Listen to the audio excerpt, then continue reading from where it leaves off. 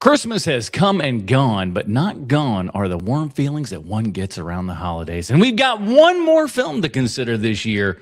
Will we go out with a bang or a whimper? Welcome to Half-Ass Movie Podcast. Is this a Christmas movie? Now is this a Christmas movie? Now is this a Christmas movie? Or is it dumb slop?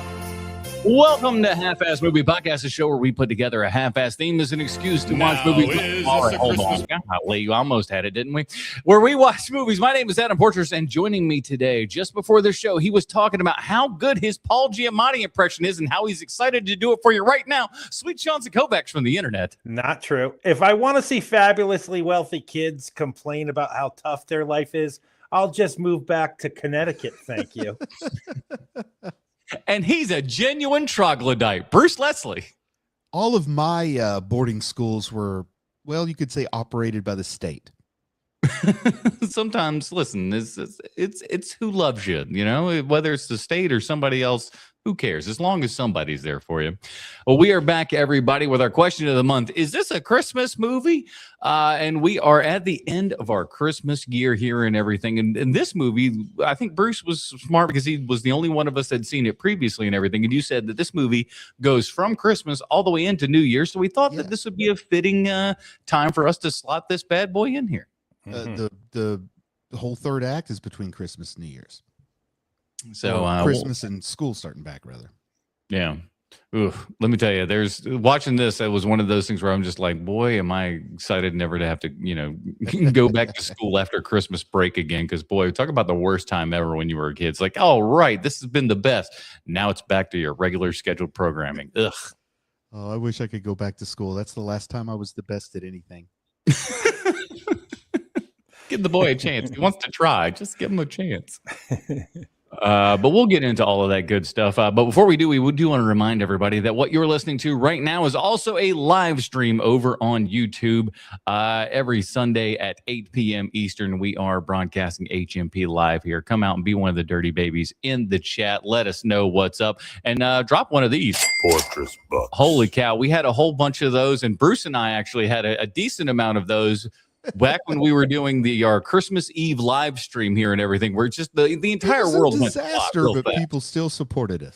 They really did. It was horrible. We got copy struck for doing public domain movies, which I thought was a really great thing of how that actually just all ironed out. Thanks, Elvira. I know she was one that tagged us for some stupid reason. Miss Peterson.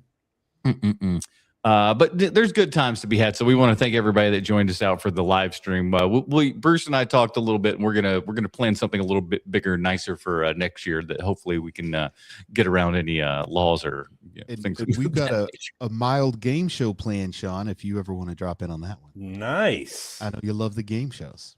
But I got for Christmas a deck of cards that are bad synopses of movies, and I read them, and then you have to try to guess. You can get help from the chat. Oh, that's nice. So we'll be doing all kinds of stuff like that. So check out our YouTube channel there and everything. That's where we do all of these fun stuff and hang out, talk in the chat and all that kind of good stuff. And of course, check out TikTok Trash Tuesday. That's where I go to movie TikTok and bring out some stuff and then bring it back. And we all talk about it and make fun of people on the internet, because what else is the internet for? Am I right? That and, well, anyways. What was Avenue Q told us all about that. Anywho, all the links for that are in the show notes. And as always, thank you guys so much for your support. And if you really, really enjoy this show, head on over to patreon.com/HMP. Pre-show, post-show, Dinger Zone. And this week's Dinger Zone is our top 5 movies that take place at school. We're going down to school movies here and everything. And we all know that school days is the number one position for all of us. So we had to take that one out of contention, right? Which school days? The one with the Z or the one with the Y? The one with the Z. It's the Spike Lee's school days with the Z. I've been compared to the Samuel L. Jackson character in that movie by at least one Englishman. Yeah, well, listen, you know, different strokes for different folks, as I suppose they say. So if you want to be one of those awesome people, let me show you some of the Patreon supporters. There they all are. Look at those beautiful dirty babies. And we want to see this change up. This graphic's been steady for way too long, people. Patreon.com/HMP. But if you don't, hey, why don't you just go over into the YouTube page there, hit a like and subscribe and all that kind of good stuff. We really appreciate all of you fine people for all of those fun things. Let's get into it, fellas. Here is the IMDb plot line for the Holdovers. I keep wanting to say the Hangovers, and that's not correct at all. They do a little drinking in this movie, but not that much movie. Here comes the IMDb plotline. As we know, IMDb always 100% correct in everything they say and or do. In 1970, a curmudgeonly history teacher at a New England boarding school remains at campus during Christmas break to supervise held-over students and ends up forming an unlikely bond with a brainy but damaged troublemaker. This was written by David Hemmingson, who did a ton of TV. We got everything from The Adventures of Pete and Pete, 101 Dalmatians, the animated television series, Just Shoot Me, Don't Trust the Bee in Apartment 23, Blackish, and an episode of the new Uncle Buck TV series with Mike Epps as Uncle Buck, because we were all looking forward to that one. This is directed by Alexander Payne, who of course did Citizen Ruth, Election, About Schmidt, Sideways, The Descendants, Nebraska, and most recently Downsizing. This is starring Paul Giamatti, Dominic Caesar, Divine Joy Randolph, and Carrie Peterson. Preston, I'm sorry. Well, we so far and so close. But Bruce, yeah, you'd seen this one before, huh? Yes, and I liked it. I'll go ahead and show my hands a little early, and I'll follow that up with a question for you guys, because I was thinking about this earlier today. But are Alexander Payne's two best movies both set in schools? I don't know how you guys feel about his filmography overall. Downsizing is not as good as this. No, those are his two best movies. Election and this, are his two best movies. Maybe he needs to stick in that setting for a while. I realized something watching this movie this week, which is that Alexander Payne makes movies that very angry, hyper liberal people enjoy, like way more liberal than I am. And not just this movie, but this is one of those movies where like people who are learned and consider themselves like a bit of a film snob are like, well, this movie is very funny. It's like, no, it's human interest, that's for sure. But I wouldn't call this movie funny. But there is a certain type of person who would watch this movie and go, oh, this is the best comedy of the year, this movie. Mm-hmm. No. I know that I had a college professor who I know would have thought this was funny because he told a joke that he thought was hilarious that involved Benjamin Disraeli and a person in the crowd saying, "Hear, hear." And that's the kind of guy who would like this. Mm-hmm. Indeed. Now, don't get me wrong. I like this movie a lot. I was kind of surprised because I do not like Alexander Payne movies for the most part. I find his filmmaking to be what a lot of people would refer to as pompous. Yes. And I do see where they're coming from. I wouldn't say that I'm there, but where they are standing, I can see from where I'm standing. It's one of those things. Like, I don't think he's a bad filmmaker in any way. I think that what he makes is interesting movies that half the time I'm like, will you get out of your own ass, please? And he has a hard time with that from time to time. I think that this is one of those movies that he kind of knows that about himself, and that's what makes the movie work. I think he kind of lost me with Sideways. I just didn't quite get the love for it. Like, I didn't think it was a bad movie, but I thought it was like mildly interesting. But people were going bananas over that one. Oh, that's the funniest movie of the year. Oh, sorry. I'm not very refined. I prefer as a little Tommy boy. Now, who do you think's worse at that particular type thing here, Sean? Because I'm going to give you another filmmaker, Noah Baumbach. Oh, he's way worse than Alexander. He's way worse than Alexander Payne. Way worse. For the liberal who's going in to see something. Yes. A Noah Baumbach movie is what you want to see. Yes, not even remotely close. Alexander Payne makes movies that I can watch, whereas Noah Baumbach kind of doesn't. Like, he'll have a movie once out of every 5 movies he makes. I'm like, oh, you know what? That looks interesting. And I'll watch it and I'll start yelling at the TV. I don't know which Noah Baumbach movie I watched, but ever since then, I avoid those like bullets. It's just, boy, if it's coming out, I'll do whatever I got to do to miss that one. Man, Noah Baumbach makes him look like Richard Linklater, doesn't it? Without a doubt, yes. By the way, it's not There's a even big close. difference. I know, but at the beginning of this, when we start out at the school and everything, I thought it was the most Linklater thing that now we got 8 names rolling around here. That what's his nut had ever Alexander Payne had ever done. It was very Alexander Payne-esque, the kind of early dialogue scenes in this movie. That's what I kind of. Did it remind you of like the guy talking about his friend who had Madonna's pap smear? Is that the kind of dialogue you're talking about? No, it was more like, did you see what was it? What was the college movie he just put out? It was called like Good Time or some shit like that. Man, I don't know. It wasn't great, but it felt like that, where it was just like a bunch of college students, but they were kind of, yakking about and everything. And this movie felt a little like that. I'm a dazed and confused kind of guy. I like that. Linklater. Oh, that's a better movie than a lot of those other films are. Let's be honest. Yeah, I like Slacker just for the can-do part. So Paul Giamatti's character here and everything.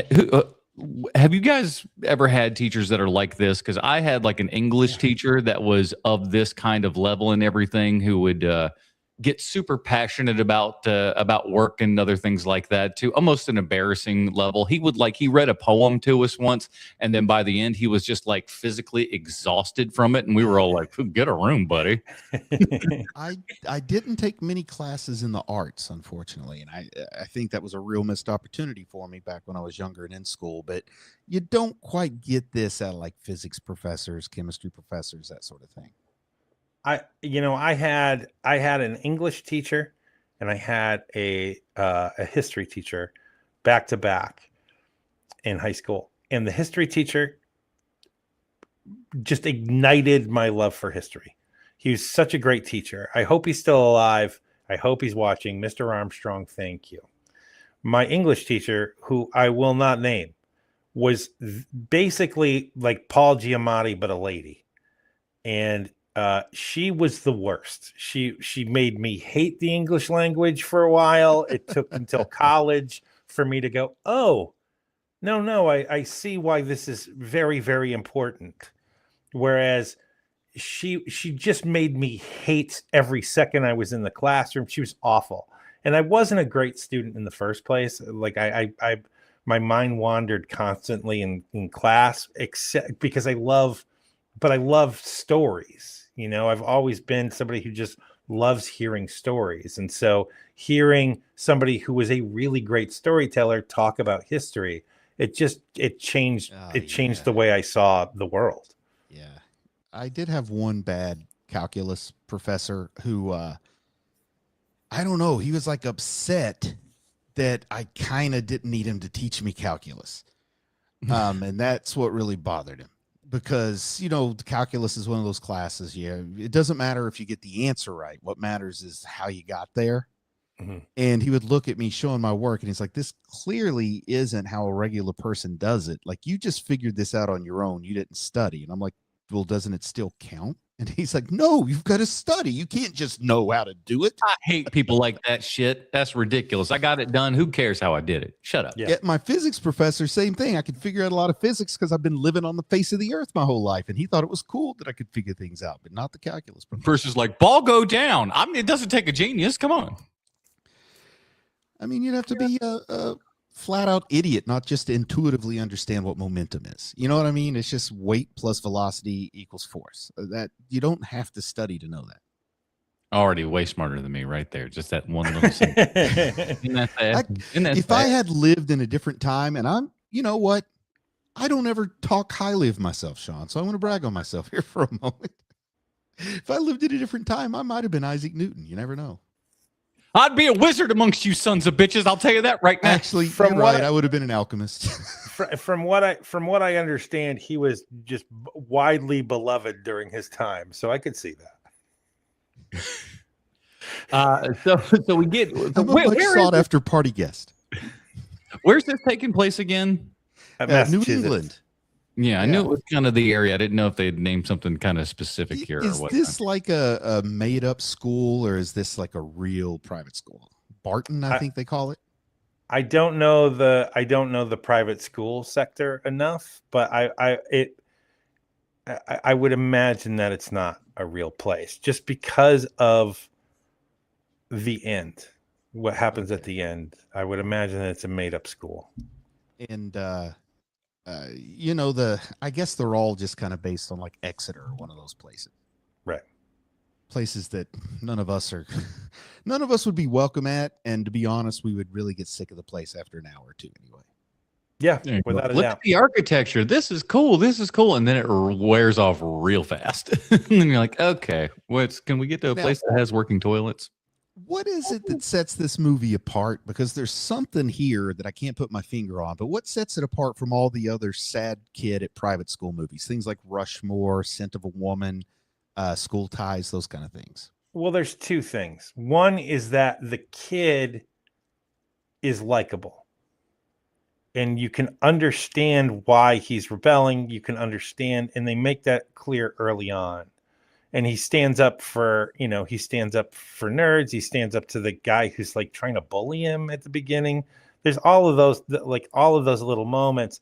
And it turns out also that he's just incredibly smart. And so both of those things make it a little different. The second thing is that it's basically the kid that's making the relationship work. It's not the other way around. Like the adult isn't really the one who's making everything go. It's the boy. The boy is making things go. And there's something just extra charming about that, which is kind of the secret sauce of this movie. If it's Paul Giamatti trying to really get this kid, like we're gonna make something out of this boy, like that wouldn't work. But because it's the boy kind of giving the teacher a heart for once, it totally works, and it's kind of cool. Like it's the thing that I like the most about this movie. And it's kind of a remake of a French movie from 1935 called Merluce. Did either of you guys run across that? Oh, constantly. I know about it because Alexander Payne name checks it in a couple of interviews. I do know that. Well, I read the synopsis, and I mean, it's pretty clear. It says a tough teacher charged with looking after the students left behind at a boarding school during the Christmas holidays rises to the challenge and comes to better understand the boys in his care. It's a pretty direct remake, I think. The reason he name dropped it is because he got sued for plagiarism, and he's like, "No, I didn't plagiarize." Yeah. March 2024, Variety reported that a screenwriter named Simon Stevenson lodged a complaint with the Writers Guild because he had wrote a script for a film called Frisco, and it was on the 2013 blacklist. And he said that Payne had been sent the script at least 2 times in the 2010s, and said that it had pretty much the same script. And I think that Alexander Payne's answer is, yeah, I'm not going to buy your script when Merluce is what you based it on. You know what I mean? It's like prior art for both scripts means that one didn't rip off the other. No, you don't understand. My main character is played by Thomas Hayden Church. So it's different. It's a much louder character. The man has no voice modulation at all. Like, I would love if Thomas Hayden Church played the Giamatti character. It would work. It would still work. It'd just be a different character. You got a giant leathery lobster instead of a guy who has an eyeball that goes crazy. Did you replace the lunch lady with the guy that played Dauber on Coach? I'm seeing a whole new cast here. Oh man, I'm seeing a lot of tall whites in your recasting. They are in the New England area. Well, there we got a run on the tall whites here. And I don't know how much Harry Potter experience you guys have, but watching this, I just thought about how poor Harry always had to stay at Hogwarts with his friends and get into mischief over Christmas break because he didn't want to go stay with the Dursleys. And that was always a big part of those movies. The idea of it, like the whole thing, the whole conceit of it, of you're going to private school and everything, and for whatever reason you can't go home on Christmas and got to stay. The worst ever. It's just like you cannot, especially if you're at that age and everything. That is just a death sentence for your entire holiday. It's absolutely ruined. And it starts out well enough when you've got, at least, 5, 6 other guys with you and everything to kind of level everything out, and then it seems like it's going to be a-okay. And then no, guess what? Everybody else gets taken away in a helicopter while your shitty parents can't even pick up a telephone. Oh man, it's just brutal. I felt stinks. so bad for that kid. It felt like what would happen to me, to be quite honest, because I had something similar, like in high school to a weird degree, where everybody was just like, we're going on, like, there was like this big kind of a trip to England or whatever. And everybody was just like, we're not going to that. And of course, all of these assholes went. And I didn't go because we all talked about not going.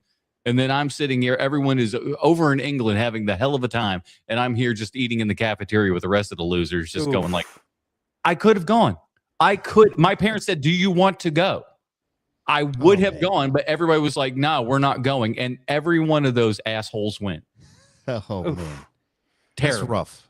That's how you know they just didn't want you to go, Adam. Clearly. So I was never shocked when that would happen to me. Were you shocked? Not over. Not nearly as much as one would suspect. I was just like, yeah, that seems about right. So the first note that I wrote for this movie is this. So why isn't the fact that the main character looks like Paul Giamatti enough for this movie? They got to give him a crazy eye. They got to make him stink too. Like, why isn't just being Paul Giamatti enough for this movie? He's got the most Sislak kind of thing where they're like, if we're drawing him, we got to draw the stink lines coming out of him. That's what I mean. Like, you know, when you think about something like, there's people who are just naturally attractive, right? Or people who are at least on the fence of being attractive, like actors, whatever. No one in 1,000 years would say Paul Giamatti is too attractive for this role. You know, dumb them down, get it down. Says too sexy. Send them back. That's what I mean. It made me a little at the beginning of the movie like, what? How much more does this poor actor have to go through? Quite honestly, you know, like, and maybe it's the other way where it's like, listen, we can't just straight up call Paul Giamatti a pig. Like, we gotta do something. What if I smell really bad? I think they're just, I feel like I've known those people that are just beaten down in every way. You know, he's beaten down in his career. He's wasn't gifted with a beautiful body. He stinks. He sweats too much. You don't know which eye you're talking to.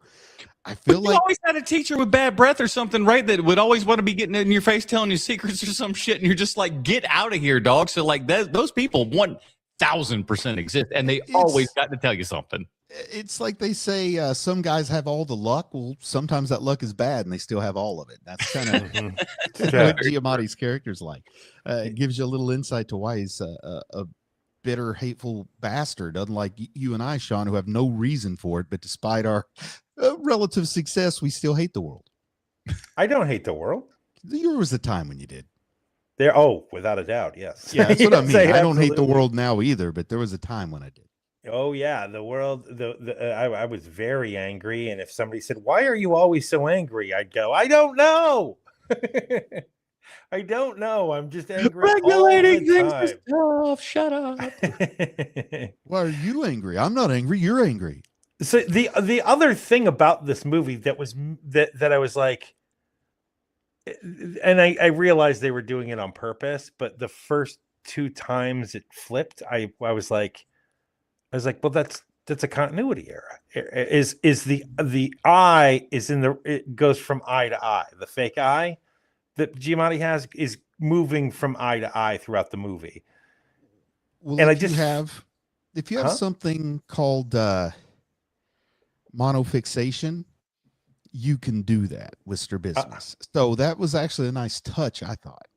Oh, I see. And no. I mean, I got it later. Like, I understood it later, but at first I was like, well, that's a continuity error. And only when everyone starts bringing it up, and, you know, and everybody starts calling him wall-eyed and all that stuff, I was like, oh, they're doing that on purpose, that they're moving the fake eye from eye to eye because it's off-putting, and it's way more off-putting if it changes which eye it is, you know? And for perspective, I would say go back and watch some of the latter Marty Feldman movies, and his eyes do that too, and his aren't prosthetic. True.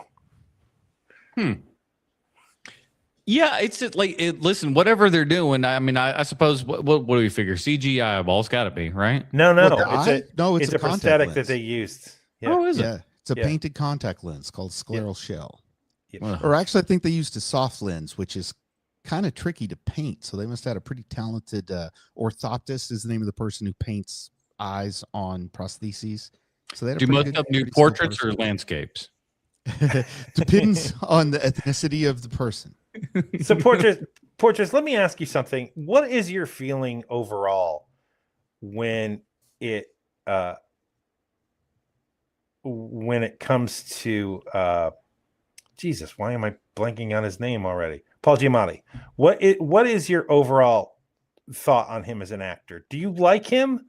Yeah, I'm a huge fan. I think Yeah. he brings like a level of gravitas to whatever he's doing. Like the range isn't always the widest and the craziest and everything, but he is always 100% giving whatever he has to that role and everything.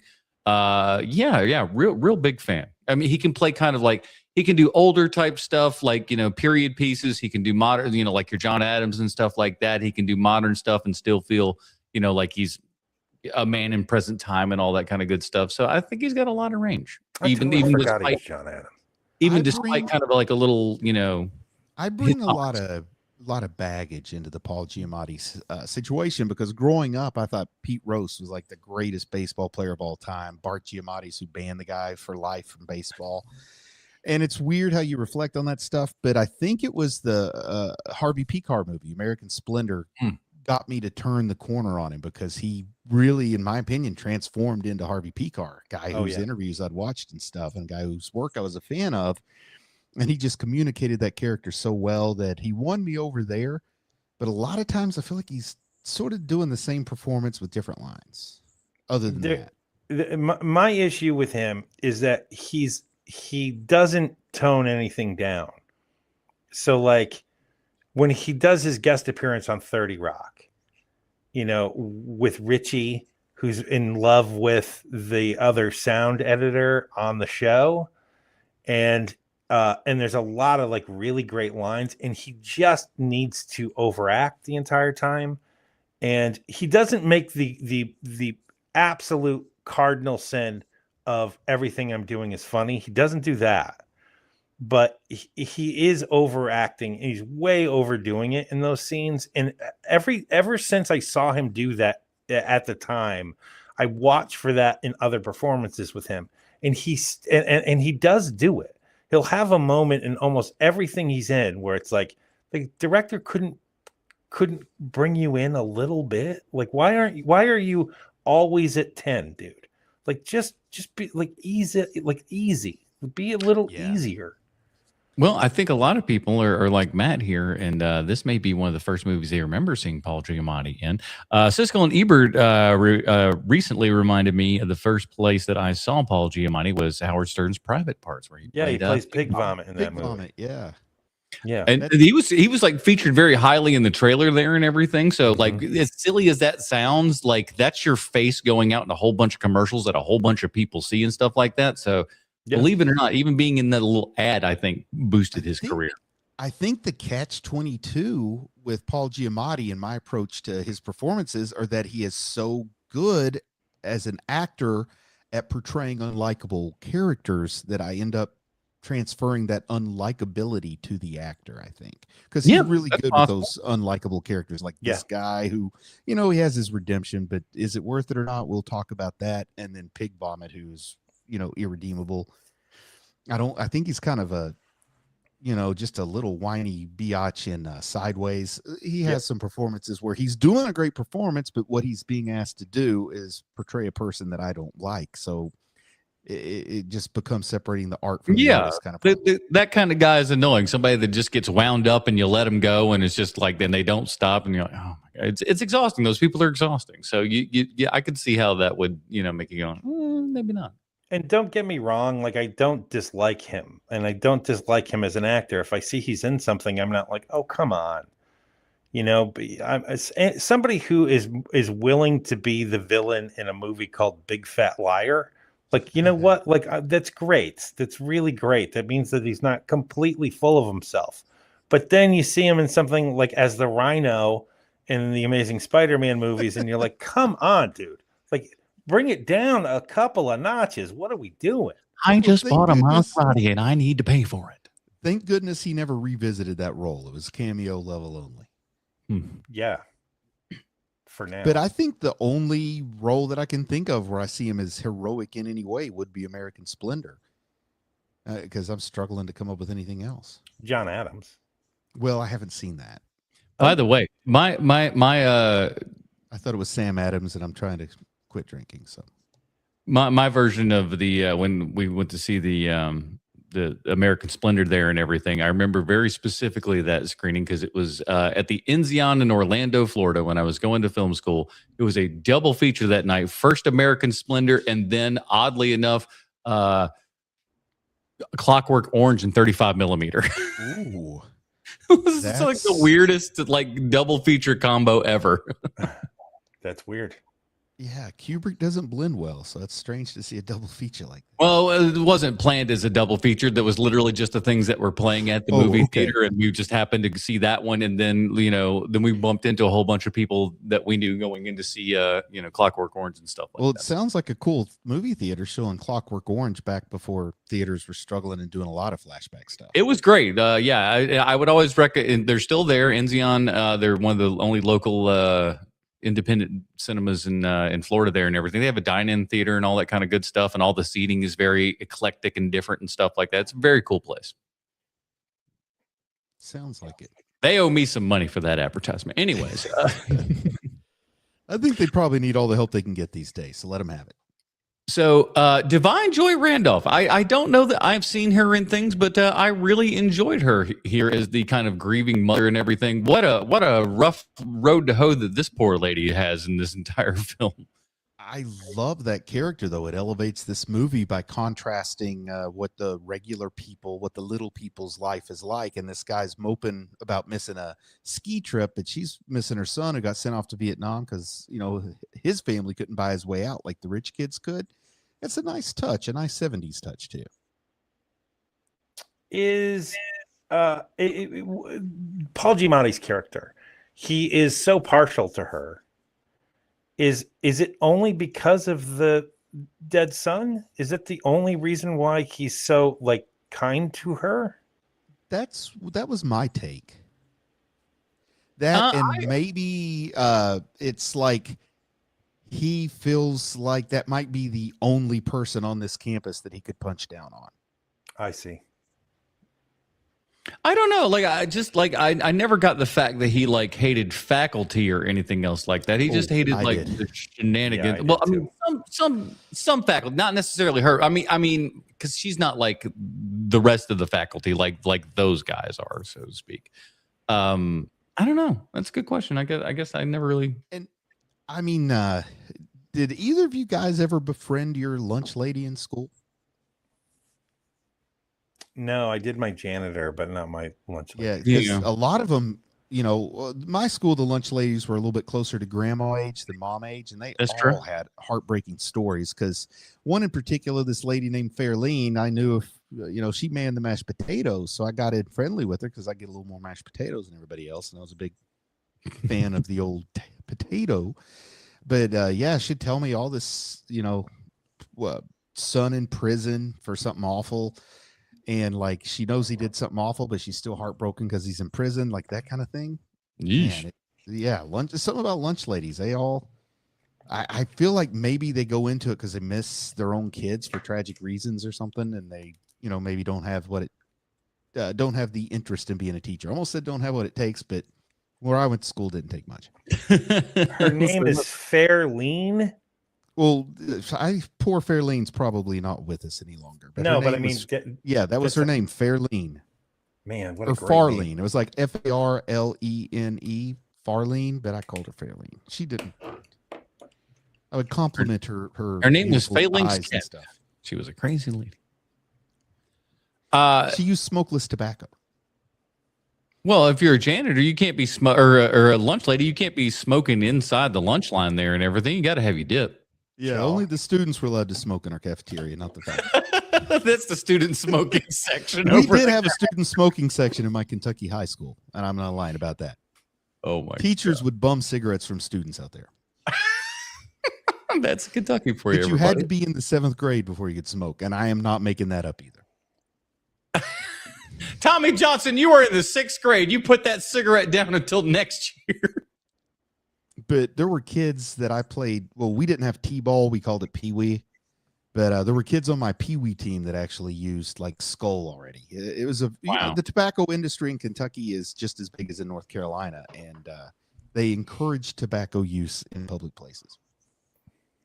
I just remember them at a football practice in middle school, like some of the kids going like, can we get some of that? And they were like, yeah, there you go, little kid. And like, cause they knew the disaster that was about to come their way. So they're just like, yeah, here you go. Here's a little piece for you. But I thought people smoked everywhere in Kentucky, but I had my granny's brother lived in Black Mountain, North Carolina. And when we went to visit him, people were like smoking in the aisles of the grocery store. Cause North Carolina, like for a while, you couldn't forbid people from smoking anywhere because the tobacco industry was so powerful. God, what a time to be alive. Now you got to, now if you want to smoke, you got to get 85 feet away from the front door of a building. So go into a harbor time here. Kids grew up addicted to secondhand smoke. Of course, they're going to have to buy some cigs when they get out of high school. That makes sense. The kids getting taken away with the helicopter there and everything. That golly, I would be so absolutely pissed and angry. And I don't think there's a thing in the world that would have stopped me from getting on that helicopter and being like, oh, you don't, guess what? I don't care. How much trouble could I get in at this point? That felt a little scent of a woman to me, though, because the guy in that can't go on the ski trip to Europe with all the rich kids, so he has to go babysit Mr. Hua Hua. I do like how when they came back from it and everything, the blonde-haired kid did have a haircut there and whatnot. So I thought that was a good little, and they didn't sit there and, rake on it or anything going like, hey, remember how like his dad said he wanted to have a haircut? No, they just forced it in there. I thought that was good. So did you guys understand that they were bowling? What kind of bowling that was? No, do you know what that is? About this, I'm confused. Is that called? That's not duck pin. That's like candle pin. Were they doing candle pin? I'm so glad you asked. Thank you. So it is called. You can either call it candlestick bowling or candle pin bowling. And just to give you guys an example, this is a candle pin right here. That is what a candle pin looks like. Put it in front of your nose for the people watching on vertical. Oh, okay. Like for real, it's not showing. It's on like vertical. this. There you go. There's a candle. That's what a candle pin looks like. It's a lot bigger than you'd think, right? Yeah. Like it's not a small thing. Especially with said that to me. To the tiny ball there that you're throwing at it and everything. Yeah, I mean you're throwing a ball about this big with it, right? Like no holes in the ball, right? Right. It's just a solid piece of like a big ski ball is what I would think it looks like. Yeah, it's weightier than that, but yes. And so to give you an example of just how big a deal candlestick bowling is to people in New England, there was a local program called Candlestick Bowling, and I would watch it every single week. No joke. It was one of my favorite times of the week because it was one of the very, very few times where I got control of the TV. One, because it's local. Two, because it's sports. So my parents would be like, oh, yeah, absolutely. Go ahead. Because they enjoyed watching candlestick bowling as well. We called it candlestick. You can call it candle pin. No one's going to yell at you. It's one of those things where I had gone almost my entire life without ever having gone candlestick bowling because we were a duck pin bowling family. Damn it. We had a duck pin alley. We had a duck pin alley in our hometown growing up. That's where we learned to bowl and blah, blah, blah. We were in leagues there when we were little kids. It was super fun. But I always wanted to go candlestick bowling specifically because I was watching it every week. Every single week I would watch it. And so I eventually got to go candlestick bowling about 15 years ago. The experience was amazing. The people who ran the candlestick bowling alley were very like kind of knocked back when I said, "Hey, can I buy a candlestick pin from you?" And the guy was like, "Why?" I said, "Because I live in the South and I grew up with candlepin bowling." And he was like, "Okay, sure. Give me $10." I was like, "Okay, great." Hey, $10. Hell yeah, dude. And he went and he fished this bad boy out. May I ask like a derivative of bowling question of you, Sean? Please. If you don't know the answer, I apologize. But what is 8-pin bowling versus 10-pin bowling? I've heard of it, but I don't know what it is because I didn't grow up with it. Fellas, I'm going to get on this one. I'm not a mathematician, but I'm going to say it's one less than the 10.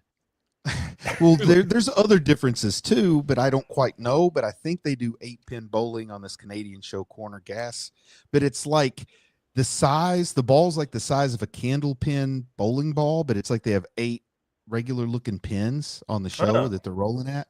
So I don't know if 8-pin is like, well, why are we going to spend money on duck pins or candle pins? Well, we already got these pins. We just use less of them in a smaller ball. It's like them pool I tables. never was a fan of 10-pin What's the bowling. point of this?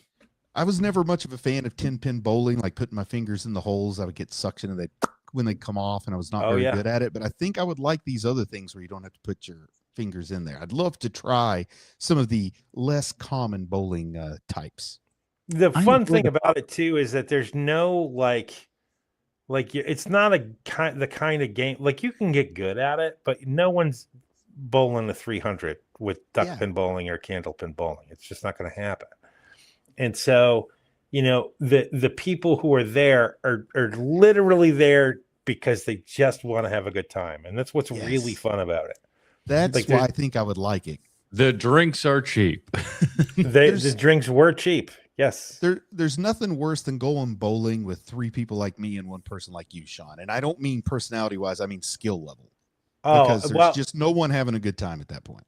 I had completely lost my my duck pin ball until like I went to maybe like 7 or 8 years ago. I went back home and my sisters and I and my dad all went duck pin bowling, and I had gotten so bad at it that I was like, oh, I can just have fun. Like I don't have to like go through the motions and hit the steps and do, like what I was just ingrained in me to do for years and years. It was like, oh, I can just be a regular person and have fun. It was great. Now, later on, as you went through life, how did you feel about being too busy for like a bowling league? Like, did you miss it, or are you kind of glad you weren't a bowling league guy? No, I miss it. I miss it all the time. And the first friend I ever had in this world, I went to see him in Connecticut last year, and he is on a bowling league filled with people that I used to bowl with. And it made me so jealous that I was like, oh my God, like they're living my dream right now. I want to be on a bowling league with people I used to bowl with, because they know where the bodies are buried. Like they know all the stories. There's a guy on my friend's team who literally, he and I were the only 2 who moved on to the Junior Bowlers Tour. And we were the only ones who were like miserable. Like everybody else is like, this is this is really impressive. Like I'd make fun of you, but you're so good at it. I'm not going to make fun of you for this because it's so impressive. And meanwhile, me and Kenny are like in one of the parents' cars going to something and just being like, there are no girls here. We're going to be spending yet another weekend in some town. This is what our lives are. Everyone else is having fun except for us. Like it was like that all the time. And having Kenny, being able to hang out with Kenny again and just being like, hey man, like just talking about those times would be so great. Oh man. I can sympathize in a weird way because bowling isn't my thing, but in high school, we actually had a quick recall team, an academic team, which is basically like we played Jeopardy, team version of Jeopardy against other schools. You may not have guessed, but I was the captain as a junior and a senior, MVP 2 years in a row. Never had Nice. And now, that's now as an adult, one of my coworkers was saying that her trivia team was the state champion in West Virginia, and it's like, man, why don't I have time for that? Because I would be willing to I would put $200 on the line of me solo against the whole team at trivia. Like, that's just how it is. And I wouldn't fear at all. But I never did that. You know, one of my old roommates went on Jeopardy, and I'm like, why? I just don't have the time to do those things. But, you know, who knows? Me and Ken Jennings could be buddies now. With I will to just bring it all together, to bring everything home. The same channel that played Candlepin Bowling each week also had a local game show called Schools Match Wits. Yes. And it was the same thing where it was like four people in a line, and the school's like, you know, answering trivia questions, and we would watch it, but we were dumb. We still call it. We know how it works. Some states would call it College Bowl, even though they were high school teams. I never quite understood that, but the competition's called College Bowl in some places. Because it sounds cooler than Schools Match Wits. Our TV show that you could play on was called High Q. Q. Also good. But when my school played on it, I was still in junior high, so they didn't let me play, even though it was long story. I was on the high school academic team starting in the 7th grade. Dang. So I got 6 years of high school academic team competition. So I loved it. It was the thing, you know, like I'm Uncle Rico. I want to shock my gonads so I can go back in time and be the captain of the academic team again. It's my glory days moment. Now, speaking of academics and getting back on track, yes. Paul Giamatti, we find out, is a disgraced academic. Right. And I just kind of wonder, like, when he meets his friend, he lies about his career, kind of ashamed of his shortcomings. Have either of you guys ever found yourself doing that? Because I found myself not necessarily lying, but being as evasive as I possibly can. Like, I'd almost rather people not know anything about what I do than have to. Oh yeah, I'm an evasive guy. I'm just like oh yeah, how about all that? And like, I don't offer anything. Is like, yeah, if I'm at that situation, I don't offer any information. I just kind of like, I get through the pleasantries and all that kind of good stuff, and it's just like, I gotta get the hell on out of here. I get that. To steal a line from Shane Gillis, on paper, my life looks amazing. Like, I have done a lot with the time that I've had on this planet, and it just looks really, really good on a piece of paper. This is all the things this guy has done. So when it comes to that, I tend to not tell somebody something because it sounds fake. I know, look, I don't mean to be grandstanding here. I literally will like keep a complete section of my life off of it, when with like the getting to know you phase, just because it just sounds like bullshit. And so what I end up doing, what ends up happening is that, like, I'll befriend somebody, time will go by, and eventually, so like, no one on this job right now, no one knows about that I'm a former comedian. They don't know any of that. All they know is that I used to work in film.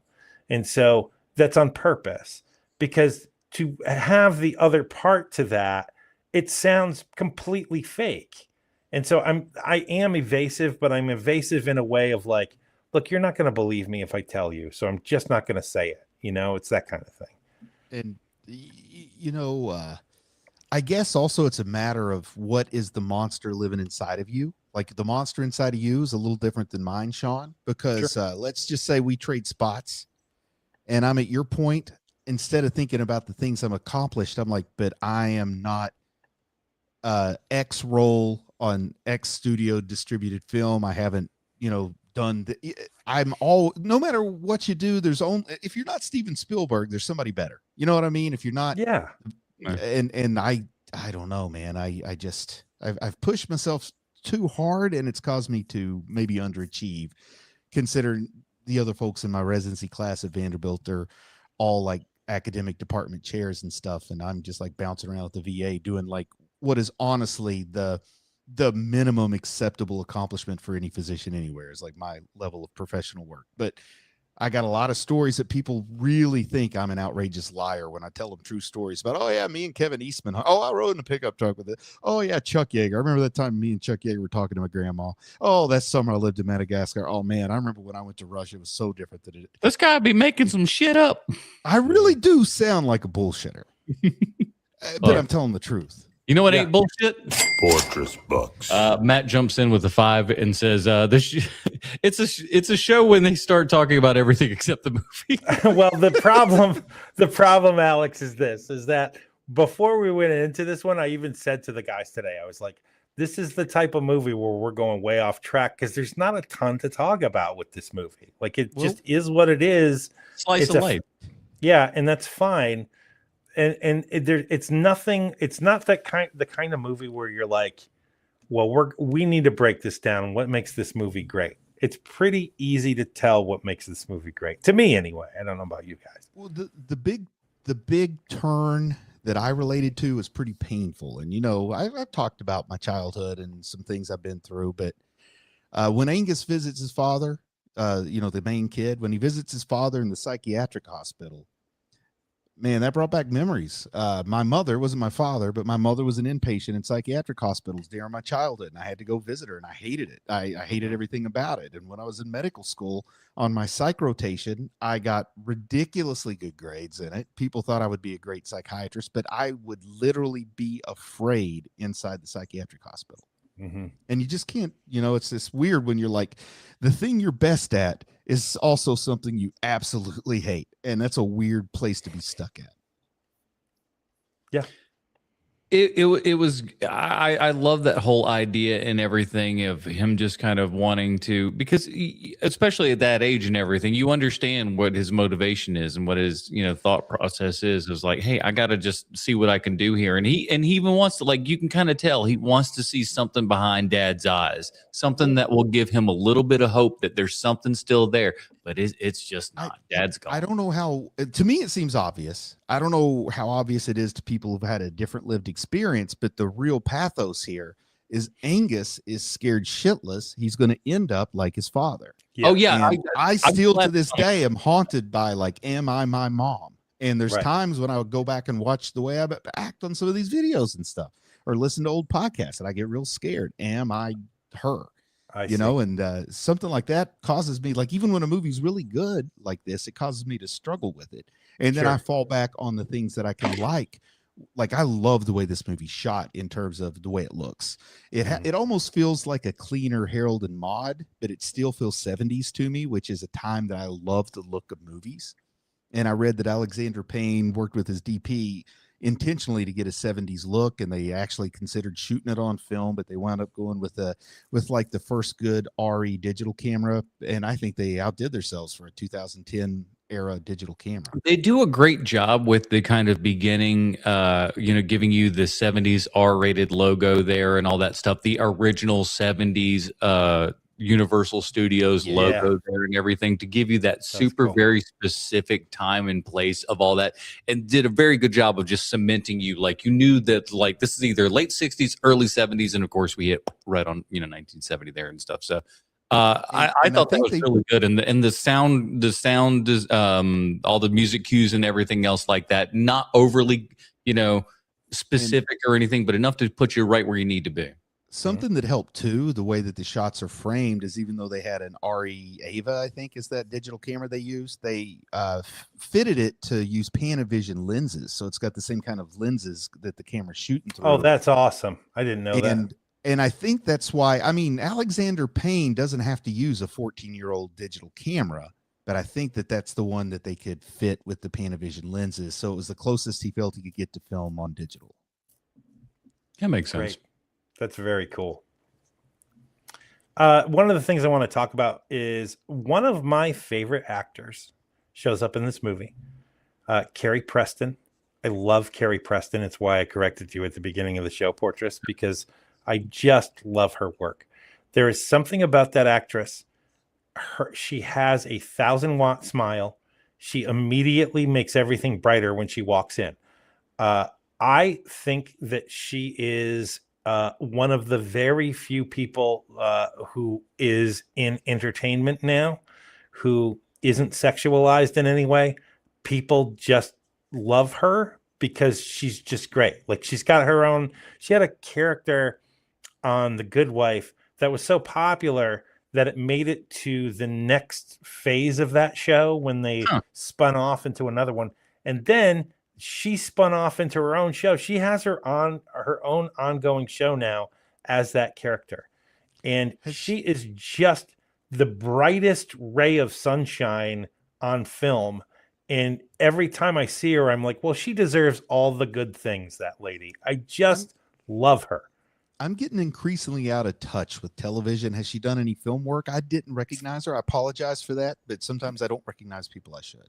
Sure. I mean, man, she's also like, she's done a lot. There's something that she was on that I recently saw where I was like, oh, that's surprising that she was on that. I am vamping as I'm looking at her. Well, if you want me to vamp a little, we can talk about fish odor syndrome. It's a real thing. The condition that he has, I think it's a protein metabolic issue where instead of, producing the urea that you lose through your urine, it produces another waste product that you kind of lose through your sweat glands. And it causes that fish odor. It really does kind of smell like, you've been, I'm freshwater fish, not saltwater fish too, but it kind of smells like if you've ever pulled a bluegill or something out of a pond and has that very distinct odor. Well, that's fish odor syndrome. I see. And you combine that with the hyperhidrosis that he has, which means you sweat more than one would be expected to sweat. You're really going to have a stinky guy. So when you say that Carrie Preston's not being sexualized, I think it's also fair to say that Paul Giamatti is not being sexualized. No, it's the opposite with Paul Giamatti. Normally, his thing in films is the wild over sexualization of Paul Giamatti in all films. Thank goodness we didn't have to look at his abs again. She's in 81 episodes of True Blood. That was the thing that she is. What was her character's name on True Blood? Does it say? Give me a moment. It's not Sookie Stackhouse, is it? No, the Anna Paquin character. I know Deborah Ann Wool and Anna Paquin, but I don't. Arlene Fowler. Okay, I know who she is. I secondhand watched a lot of that. When you're married, you secondhand watch stuff quite often. Oh yeah, that makes sense.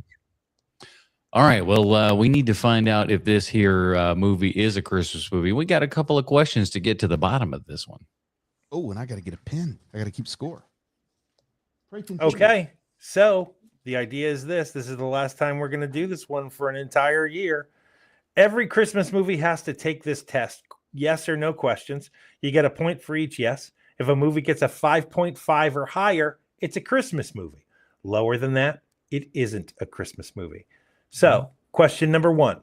Is Christmas the single most important element of this movie? Portress. Yeah, without Christmas, movie does not exist because we wouldn't be on Christmas break. Bruce.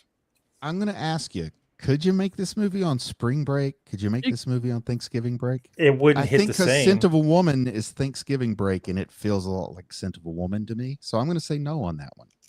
I'm saying yes. I think that it hits a lot harder that it's Christmas, that there's no family around this kid at Christmas. Number 2, if it were any other time of year, would it change the movie, Bruce? Well, I'm on, yeah, because you can't do this in summer. Right. So you could do it not Christmas, but it still has to be, during the school year. The spring break movie's totally different. If he's missing spring break, he's all bummed out about missing spring break, If this movie was about spring break, we'd be trying to take dad out of the hospital and get him down to Key West or something. That's right. So go to Panama City, bro. Panama City Beach, bro. To be clear, my vote is yes. Yeah, me too. Yes. Portress? Yes is all around. All right. Number 3, other than props, set dressing, and soundtrack, can you tell it's Christmas? Adam.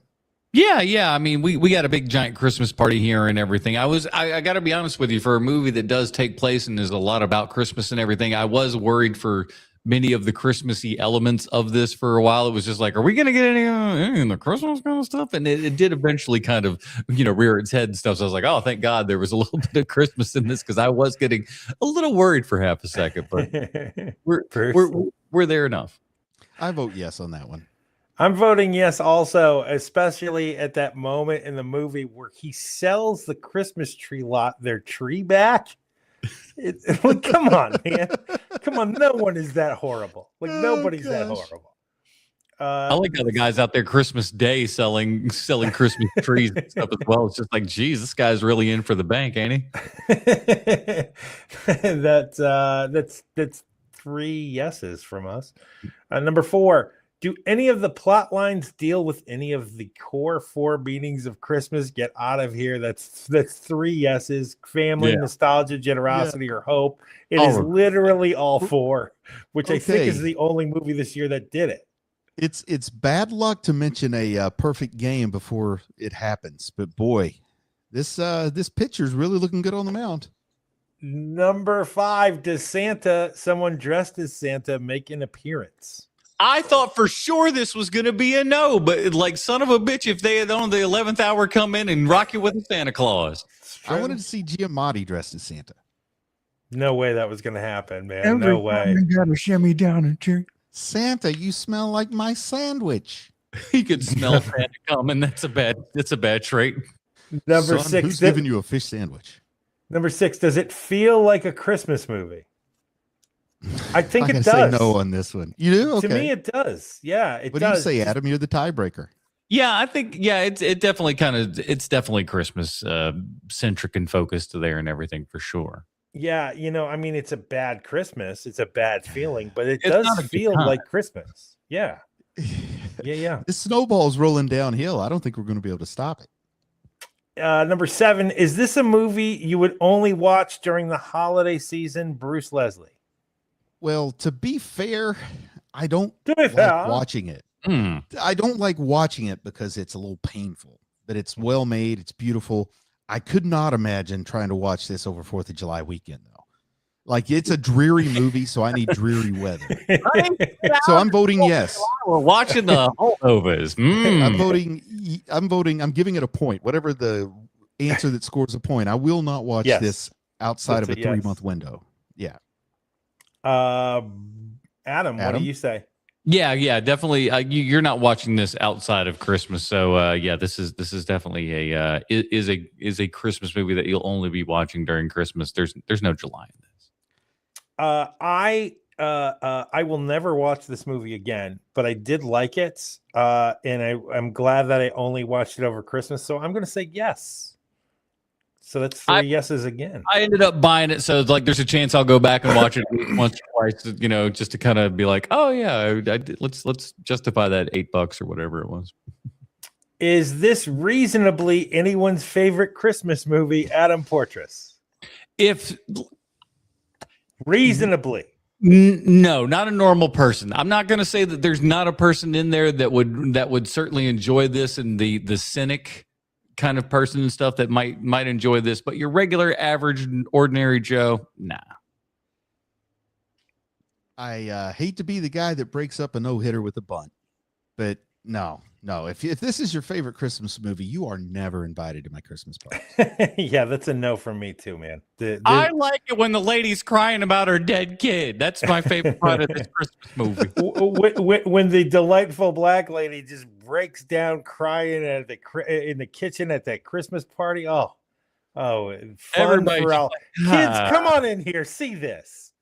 See what a drunk woman looks like. Number 9, does this movie make Christmas seem magical in some way?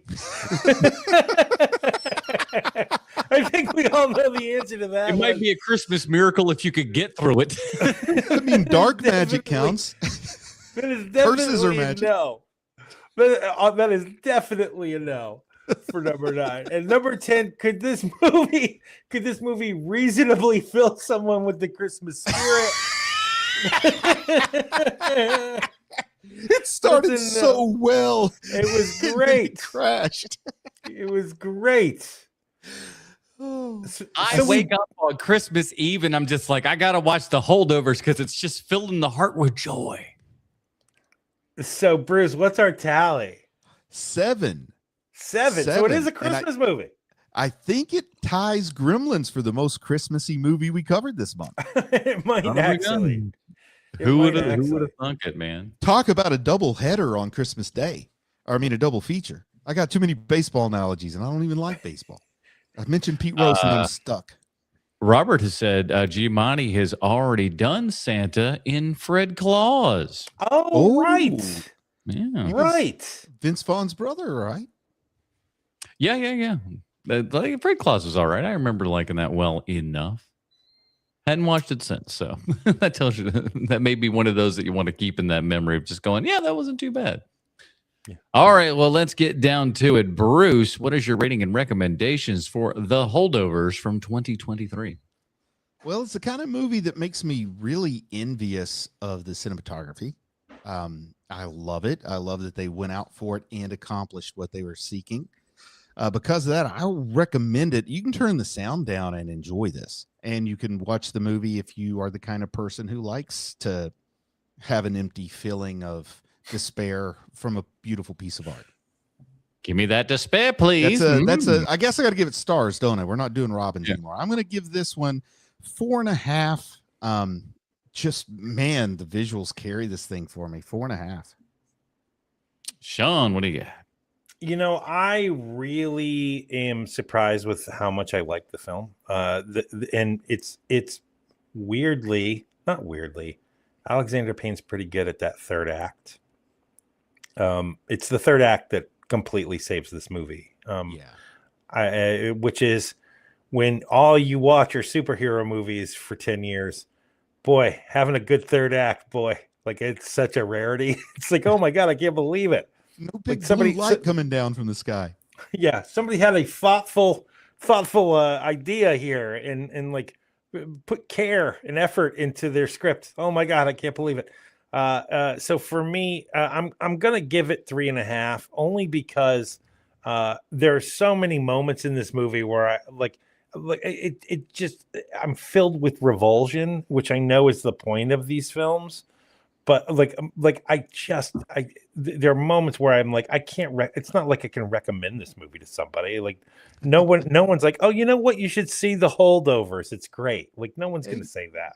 First date movie. Well, with that track record you had, man. yeah. Adam, what do you think? For me, this is I would say this is. I'm gonna go with 3.5 stars here. I thought it was very good, well acted by everybody. There was one shot that I didn't like for a very specific reason. There is a very extreme, maybe the closest close up in the entire movie of Joyce Randolph's face, the black lady, and for whatever reason, she just looks like Tracy Morgan in that one shot. Oh no. One shot, she looks like Tracy Morgan in drag.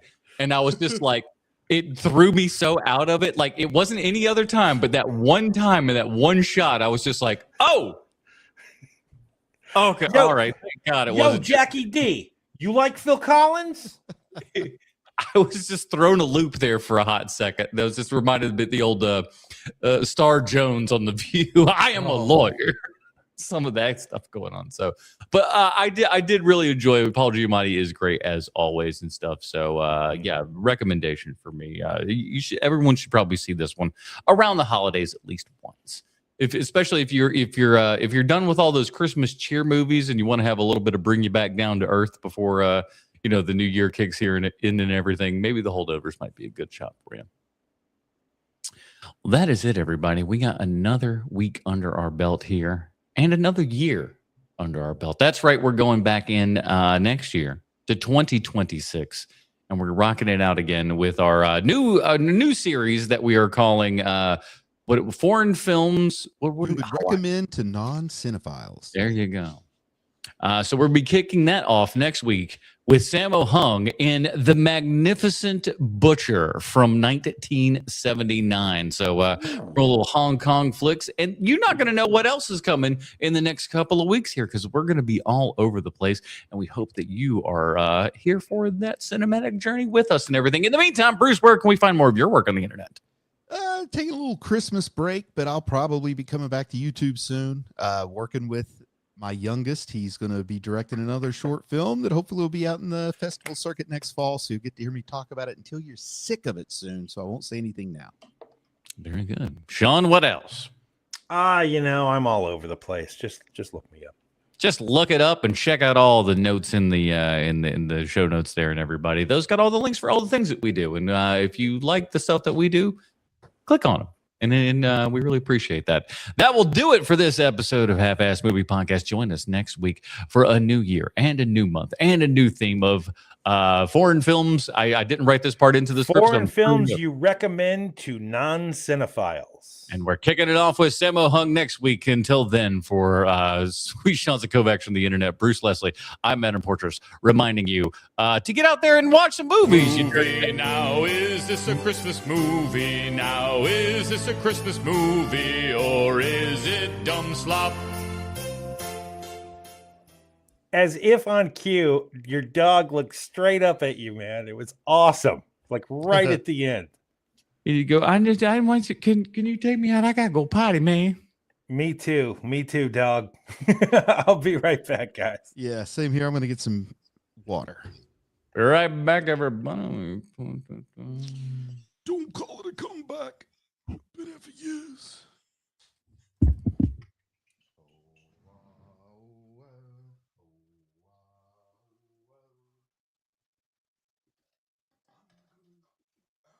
All right, Dinger Zone is coming up. We are going to have the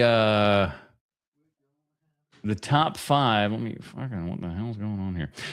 We're doing the Dinger Zone top 5 movies that have to do with school movies. So go check all that good stuff out, and we will be back here early.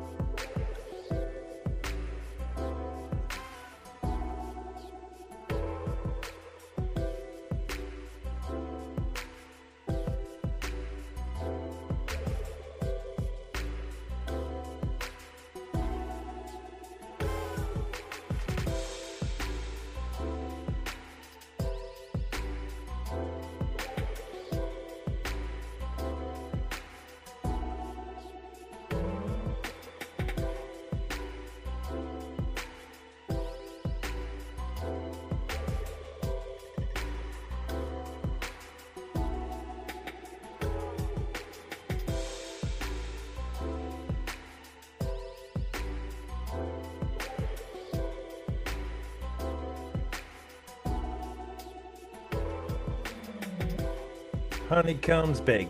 Yeah, yeah, yeah. It's not small. No, no, no.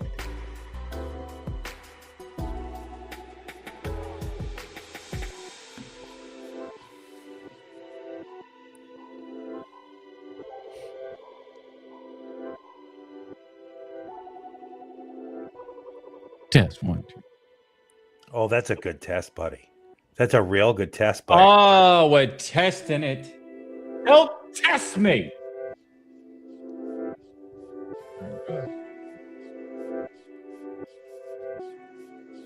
5 movies is set at school. Man, I had a tough time narrowing down the list on this one.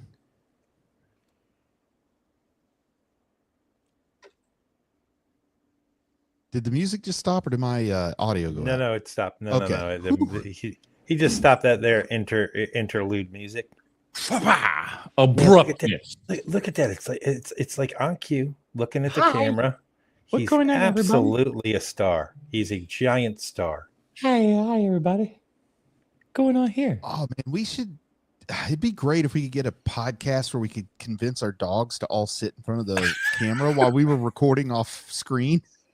I would need a dog. Thank you, sir, for bringing it up. Man, I'm sorry. I'm sorry. I thought you had It's one. all right. I mean, it's all right. You're totally good. We had 16 I'd let you good borrow one of my years with cats that. if you want. I got a Maine Coon. She's fluffy. No, thank you. All right, I say. Give me the first home. Smear a little, I don't know. Well, cat I'm food on the sorry that I microphone. didn't give you enough time for the list, Matt. Am I a horrible person? You know the answer to that. Why even bother asking? I expect you guys to maybe give me some pushback on one of mine, but I'll see what happens. That was very kind of you to say you guys when you know it's just going to be me. Hey, I can talk shit too. I honestly think Adam might be the one to poo-poo on my number 2. Number 2, poo-poo. Oh, pun intended. Ooh, hello. All right, let me.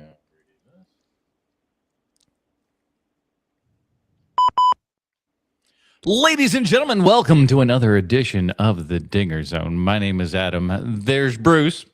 Hey. And there's Sean. Cowabunga, y'all. Well, welcome back, everybody. We are here with another lovely top 5 for you this week. We have, in accordance with the hangovers this week. Oh, she's Fortress. God, love them over here. Robert coming in with a good old $5 super chat here, just cause. Robert. Well, you know, Thank you, whatever buddy. you want to say, Robert. You know, we're gonna read the next one. So no worries, buddy. Love you. Thank you so much. So we're actually with the holdovers here. They are held over at school. So I figure, hey, why don't we talk our top 5 school related movies here? Because that leaves us open to quite an awful lot of options and stuff for us here. Sean, let's kick it off with you. My number 5 is going to surprise a few people, I think. When I first saw this movie, I saw it in the movie theater. I loved it immediately. I've seen it several times since. And that movie is called School of Rock. I love Yes, School of good Rock. movie. And I think that they made a stage production too that's amazing. okay. Jack Black is literally like it. I would find it very hard to believe that Jack Black wasn't like literally this movie was written around him, because there's no one else who can play this role. There's literally no one else who can play this role. He is so musically gifted, and like he's such a spazzy guy that it's just so perfect for him. School of Rock is in my top 5. And it's one of I those love it. things Not on where my his list, but I love it. DNA is kind of all over it and everything, to where, like, while it may not have been written for him, he was allowed to kind of move and shake and do his thing to the point had where, to. like, you can't write that. I don't think. Not like that. It's like a force fire. You can't put it out. You just have to contain it and let it do its thing. Right. What's your Yeah. number 5, Bruce? Well, my number 5 is a franchise movie Almost all of them are set in a school, but this is the one that I think they did it best, and I really enjoyed it at the time. It's lost some of its luster. I don't know if this was one of the Christopher Columbus ones or not, but Harry Potter and the Goblet of Fire is my number 5 movie set at a school. It brings the fantasy elements. I needed to have one like School of Magic, Wizard School kind of thing, and I thought about it all, and this is probably the best one. Goblet of Fire, the 4th one? It's Is it the second third one? one, I think. I think it's the third one. It's the one with Robert Pattinson. I forget all the order, and Cedric they just Diggory. needed to call them 1, 2, 3, 4. Because I know Chris Columbus directed the first 2. Right. So I don't. Okay, I think this is not.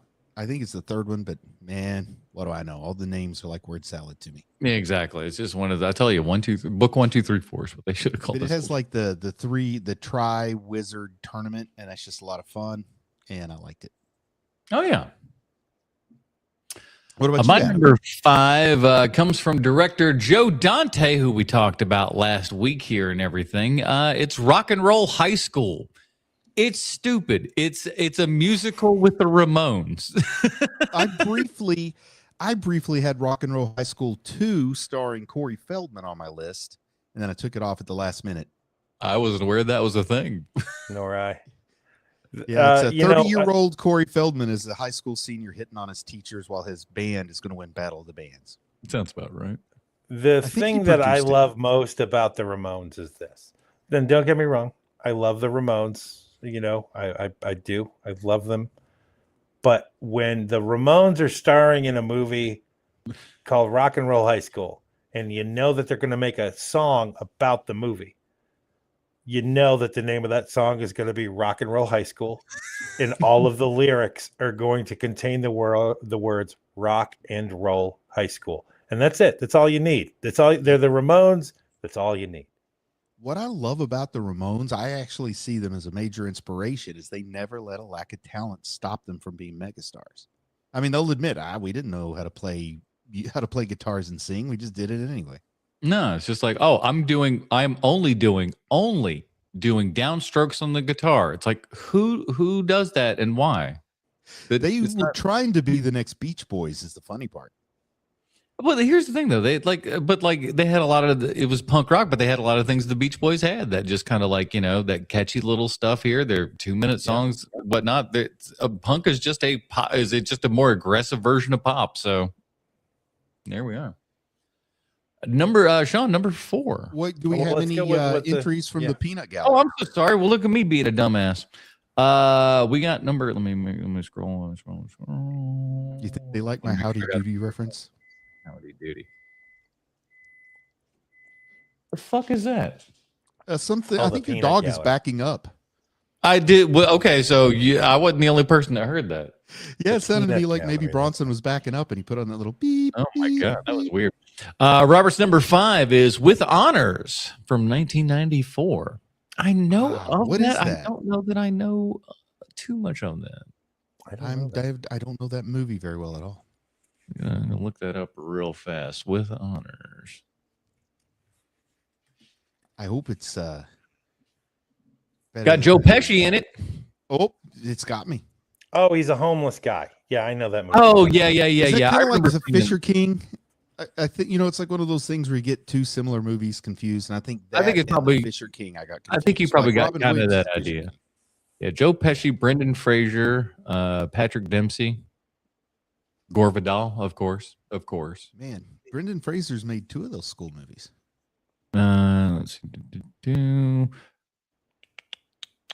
Alex's number 5 is 10 Things I Hate About You, a fantastic high school movie there. That's a I good love one. my Shakespeare. Matt's number 5 is The Water Boy. God, I love The Water Boy. What a It's a great movie, man. what a little timestamp there, that movie. Gosh, we ran that thing into the ground back in the day. Yeah, that was one where like we didn't have texting like you do now, but you had AIM, the AOL Instant Messenger. Mhm. And whenever I was on, one of my friends from medical school would just send me out of the blue. They ever catch that gorilla what got loose in the zoo and punched you in the eye? And then he wouldn't communicate with me for like 3 days afterwards. So that's all I had to dwell on. That's great. That's Are great. we moving to the 4 Yeah. spot yet, or do we have more from the gallery? No, we're good. Number 4. Four. All right, Shanzi. Number 4 is the movie Old School. There is a scene in Old School that has yet to be beaten as the funniest scene in an American comedy in 25 years. It is the entire scene of Sean William Scott. Is that his name? He's Yes. he's got the animal and Stifler. right, and he gets and Will Ferrell gets shot in the neck, and then he tosses him in the pool. That entire sequence is about 10 minutes long. It is funny from beginning to end. There's the scene where like Farrell is like out of control, and he just faces that kid and pushes him down. It is the funniest damn thing. It is so funny that the hair, the wig. I'm hoping it was a wig, but the hair on Sean William Scott was pretty funny to me too. I love hair jokes. Little Tiger King before Tiger King was a thing. Just a killer. Like there are great moments throughout that movie, but that 10 minutes has yet to be beaten, in my opinion, in the last 25 years in an American comedy. Just nothing beats that. Man, here on out for me, we got heavy hitters. We got legendary stuff here. So I'm going to go ahead with my number 4. And mind you, this is number 4 on the list. So I must have some real Dinger Zone winners up ahead of it. But Fast Times at Ridgemont High. Cameron Crowe, beautiful film. What's the lady that directed it? I always forget her name, and she's great. Nora Ephron? Yes. Nora Ephron's great. But I love Fast Times at Ridgemont High.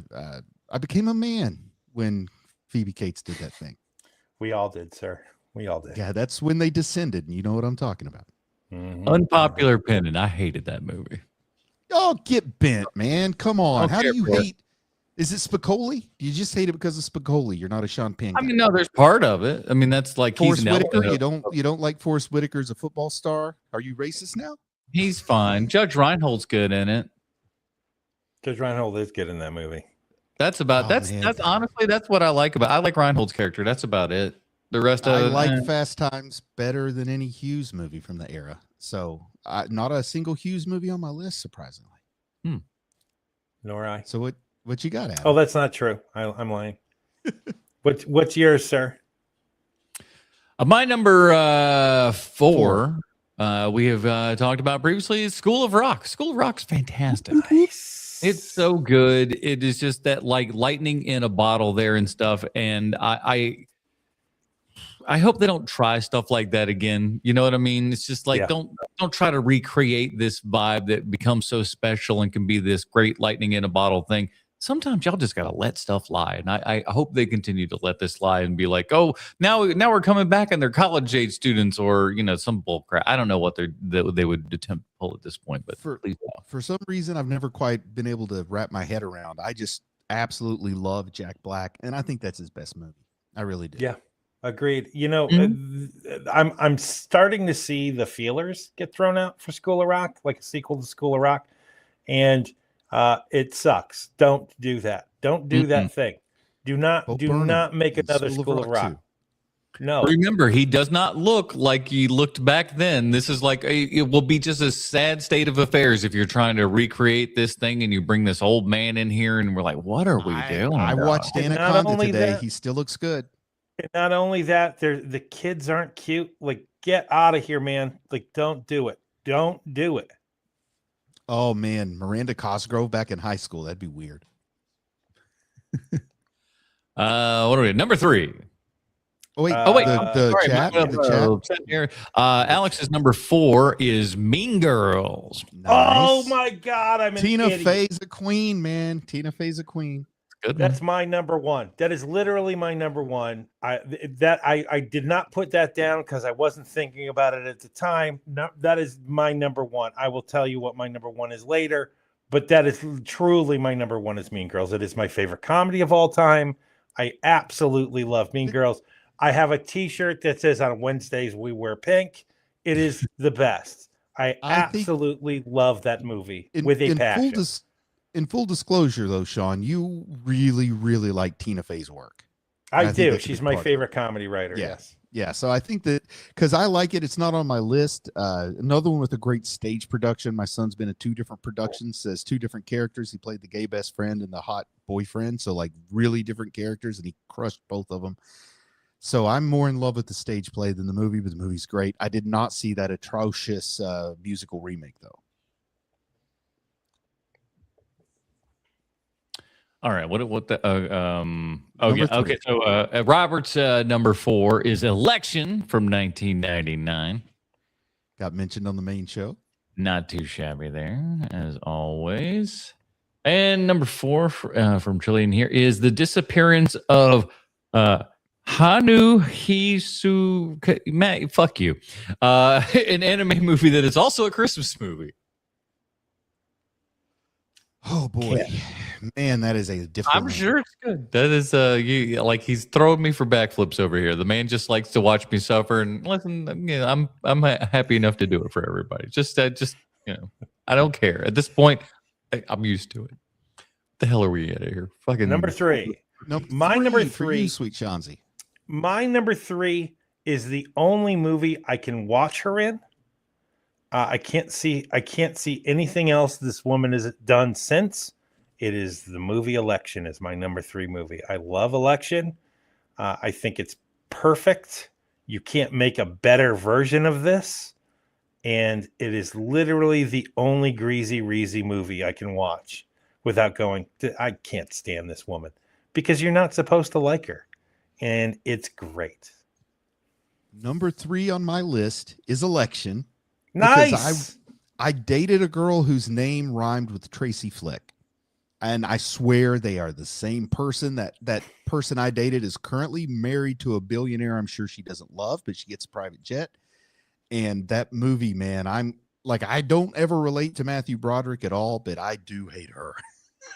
And it has the best line that you quoted once, Sean, about, it's not daddy issues. He just makes me feel warm and safe and loved. Really good. Yeah. Oh, but yeah. I don't know, man. Elections like coming up first from the chat, then from Shanzi, and then from me. I'm holding out hope. Adam, what's your number 3? Number 3 is No, wait. My number 3 is a great school movie because it's going back to school when you ought not be there in 21 Jump Street. Oh, I was hoping you were going to say, what was the Rodney Dangerfield movie? Back to School? Back to School. Back to Not School. a fan. Triple Lindy, great. Sam Kinison, great. Hate it. Freaking hate it. But no, it's 21 Jump Street is just a stupid fun time, and it made me like really kind of go like it that was the thing that turned me 100% to the Channing Tatum team there and everything. I was like, oh, he's 1000% aware of who he is, what his perception is, and stuff like that, and he's willing to lean in and make himself the butt of jokes, and I'm just like totally cool with that guy. So, and I love how, I guess, when 21 Jump Street came out, there were still some millennials in high school. I mean, it's a few years old, right? Yeah, it's okay. Yeah, well, yeah, a couple of the younger ones. Because I love the way it just showed the difference from what would have been the younger Gen X folks, where like Channing Tatum was the cool kid, and then they come back to the modern day where suddenly Jonah Hill's the cool kid, and I love that. And that is the thing, because like I'm about the same age as those guys and everything in that film, and so it is like going back. If I went back to high school in my 20s and stuff, it would just be the worst of trying to be like, this is stupid. Like, we can't even say these horrible things anymore. That's awful. Why would we even be here? See what the chat's got to offer up. Chat number 3 we've got from Robert is Animal House. Solid. Very solid flick right there. Number 3 for Alex is Gross Point Blank about a high school Alex. reunion. Damn it. I love Gross Point Blank also. God damn it. It wouldn't make my number 3, but it definitely be top 5. Gross Point Blank. I love that movie so very much. I'm a big fan of Assassins. And Matt's number That's not 3 a spoiler, here. right? No, is 3 O'Clock High. I'm aware of the title. I think I've seen that one. I was hoping he would see. MVD seems like the kind of guy that would like the Class of Nukem High or whatever, the Trauma film. So I think maybe that's what he meant. 3 O'Clock High, that is from 1977. Mild-mannered Jerry Mitchell gets into hot water with a quiet bad boy, Buddy Revel, who challenges Jerry to a fight on the grounds that their high school after the school's day ends. Who is in this that anyone would know? Casey Skametsko. There's a let's see. I'm not seeing it. Oh man, Jeffrey Tambor. Jeffrey Tambor and Philip Baker Hall are the only people, and they're down in the list. Those are the and Mitch Pileggi's in it. So I don't know. Wow. Shocker. Yeah, I don't know. Unfamiliar. It looks all of 80s hell. It's kind of great. What are we on here to? Number 2. My number 2 is Ferris Bueller's Day Off. Solid. It used to be my favorite movie until you learn a little bit more about the way that sausage was made, and one of the actors, not somebody you should look up to, but my word, I still love that movie, and I could probably go word for word with that movie at one point. I'm glad I can't anymore. It's my number 2 movie set at school. Not a bad one. Not a bad. Oh, that's your John Hughes entry there. Think about that, because he's running away. Now, I think my number 2 could be polarizing, but I love this movie. I could watch it every single day, probably. Like, it's one of those, if I run across it, I sit and watch it, quote along, annoy people, but that's going to be Rushmore. How do you feel about Rushmore, Adam? This is one I was expecting you to say something negative about. No, not at all. Oh, good, good. I feel like people have turned on Wes, but I still love Rushmore. I've turned on Wes, but I love Rushmore. I think that you are the least. You don't like Wes Anderson the most of the three of us, Bruce. Like Adam and I, when I hear that there's a new Wes Anderson movie, I'm like, oh, that's cool. I want to see what's going on there. Hasn't he had at least 2 strikes in a row, though? That happens. Astro City, I heard, was a real work. I loved Astro City. I loved Astro City. I gotta watch it again.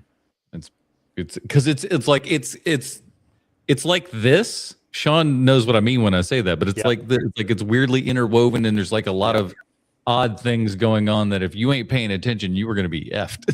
Mm-hmm. And even if you are paying attention, you'll still be scratching your head sometime and going like, "Is this?"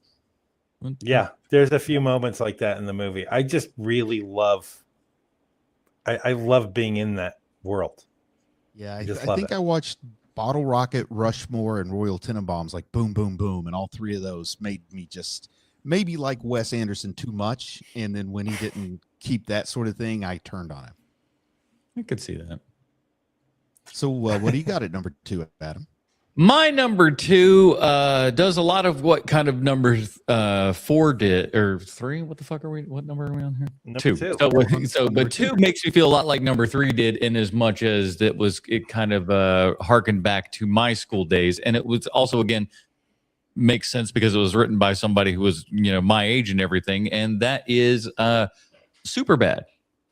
Oh, I love that movie. Yeah. SuperBad just feels like hanging out with friends I went to high school with. They, the archetypes are all there, and the kind of like level of losers that these kids was just like right at that, proper level where I was, where it's like just on the periphery of kind of maybe getting in trouble just a little bit, but not quite. Like, it's just, it felt like, just that kind of high school road trip sort of movie to a degree there and everything. But then, I love that film. Everybody's getting ready to part ways and go to college, and it's this weird trauma bond at the end of high school. It is a good one. Wish I thought of that one. What's the chat got at number 2? Chat, we are looking at number 2. Alex is with you there and says Rushmore. It was a Class of Nukem High, but Bruce ruined it. Thanks, Bruce. Oh, sorry, Alex. Sorry. Trauma forever, man. Trauma forever. Alex says number 2 is The Breakfast. I'm gonna say that's Club more than likely. It's supposed to be. No, it's The Breakfast Buffet, a little known movie. Breakfast Club. It's a good one. I think it's solid, man. In my opinion, but that was my favorite movie for a while. Probably about the same age when Ferris Bueller was your favorite movie, Shanzi. Mm-hmm. Probably. And number 2 from Matt is Happy Death Day. That's a good one. It's back, back again. again. Yeah. It's a good one. Yeah. I Happy Death Day is great. It's a great movie, man. So much fun. All right, on to numero uno, Sean. My number 1 is gonna shock the world. Oh. My number 1 is the reason why I love this movie so much is that it is the pursuit of excellence. It's about being the best at something. It's about just what you have to do in order to be the best. That movie is called Whiplash. And good Lord, do I love the movie Whiplash. I love it so very, very much. It is hard to watch, but it's great. I don't even think I like the actor who's playing the main character in the movie.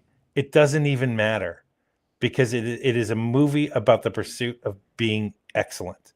And my God, I love movies like that. And it's one of those movies I almost think you can enjoy it as a cautionary tale too, that I watch it and I know there's some paths that I'm just not meant to walk down because, and then I reflect like, oh, wait, what do I do for a living? Oh, that's right. I have been broken down and built back up. Maybe that's why I find this as a cautionary tale. Don't do what I did, folks. I see. That's why I go out. That's why I don't put in any work, you know, you don't want to hand down that aisle. No, thank you. My number 1 will shock probably nobody, but it's a movie that I don't think either of you have seen. It's starring Matthew Modine about a young man who's the son of a New England fisherman who catches mackerel, and he manages to get into medical school. And it is about a clash of cultures. I don't know why the guy who grew up in West Virginia trailer park, you know, related to Kentucky trailer park, related to the fisherman's son who goes to medical school. But man, Gross Anatomy. I saw that movie probably high school age. I mean, it's an old movie and it just stuck with me. And it's still something I think back to. And anything about school, nothing is more relatable to me than Gross Anatomy. And I actually am the kind of person who does not have his own personality. So when I was in medical school, I was Matthew Modine for the first 2 years where he needed to be studying, but he was playing basketball. The lady says there's a test tomorrow. And he goes, tomorrow's tomorrow. I was like that guy, and I got good grades anyway. Gross Anatomy. Boo-ah. Go watch it. That anatomy is so gross. Dr. Jeffrey Benumbra, do not get any of your cadaver tissue on my clean floor. That's the worst. Got to get that Fabuloso out to clean that up. All right, Sean. For me, number 1. Yes, I'm sorry. I'm not going all over the joint here. For me, number 1, Bruce, you thought I would be mad, but you are in the exact opposite direction, my friend, because Rushmore is my numero uno for school movie. But I think a lot because I was not like nearly as ambitious, but for somebody, I was also like a kid that kind of like had like a lot of little different interests. I was never really good at most of them, but I did like doing a whole bunch of different little things and stuff like that. So that kind of that can-do attitude that Max has, I always wanted to have that, but never really had quite the execution of it. But the idea of it, I was like a lazy Max. I love the Schwartz guy, this actor, all because of this role. And no matter what movie he makes, I still see the kid in Rushmore. 2 of the best exchanges in movie history to a guy like me both happen in Rushmore. One is when he's talking to the Bill Murray character, and he says, I know my dad's only a brain surgeon, but I don't need your financial help. That one is really funny because that is the level of wealth at this school. And then Bill Murray, when he gives the speech as a graduate of the school, he says, some of you were born rich and you'll stay that way. This message isn't for you. It's for the other guys. Get those rich boys dead in your sight and don't ever let them forget it. And that was a philosophy I used before I saw that movie because I was around a lot of second generation physicians in school. And man, I love that Bill Murray speech. Also, when are those pajamas? No, they're OR scrubs. Oh, are they? We laughed so much in residency over that joke. You had to be there. That was Schwartzman, if I'm not mistaken, that kind of came up with that. It was very, very happy. No, that's Luke Wilson. Or it was Luke. I knew one of them. I knew one of the guys in the conversation was it, but I couldn't. Good stuff though. Number 1 with they the crew here. We got Robert here as Pretty in Pink for number one. I think we know who's a big John Hughes fan up in this place. I preferred 16 Candles, but potato. Number one for Alex is Better Off Dead. Oh, the funniest movie Alex. of all time. Alex has my list. Damn it! Like Alex keeps pulling stuff out where I'm like, oh my god, I totally forgot. I love Better Off Dead. I love two Cusack movies on Alex's list. Good work, Cusack. Well, like I don't know what happened to John Cusack, but like he got to a point where he was like, where it was like, I never want to see him in a movie again. I guess is what Hollywood said. But man, like he has like 5 movies where I'm like, this is the best movie ever, and then he just falls off of a cliff. I loved Cusack at one point. And you could easily put Say Anything on this list. He could have 3 entries on this list, no problem. Yeah. Because Say Anything, another one of the best, most quotable lines in my life. I don't want to buy anything. I don't want to sell anything. I don't want to process anything. I don't want to buy anything sold or processed. I don't want to sell anything bought or processed. I don't want to process anything bought or sold. Lately, I'm into kickboxing. Great line. It is the future sport, you know. And number one for Matt here is oh shit, come on there, pal. Back to School. Hey, Triple Lindy. I'm sure Adam has no thoughts on that one. None. Honorable mentions to Can't Hardly Wait and American Pie, also very good ones. Heathers, I think, deserves an honorable mention. Definitely. We got Hand to Face as number one, Friday Night Lights. Sweet. You know, Booby Miles, he could do it all. And let's see, and of course, Better Off Dead, a Christmas movie. We're saving that for next year. Then there we go. Saving that. I'm already nominating that for next year. Booger's great in that movie. Well, that is it, everybody. We have hit another Dinger Zone Top 5. Join us here next week for yet another Top 5 Dinger Zone. Get out there, watch the movies, you dirty babies. Mwah! Stellar. We're so good at that. Absolutely nailed stellar. it. Two of us are. 2 of us are really good at it. 2 of us don't forget every single week. You know, I'm not very affectionate. Yeah, I keep my kisses away from all of you assholes. Those are for me and my loved ones, not for you. Fortress, get to bed. All right, boys. Yeah, I gotta get lost too.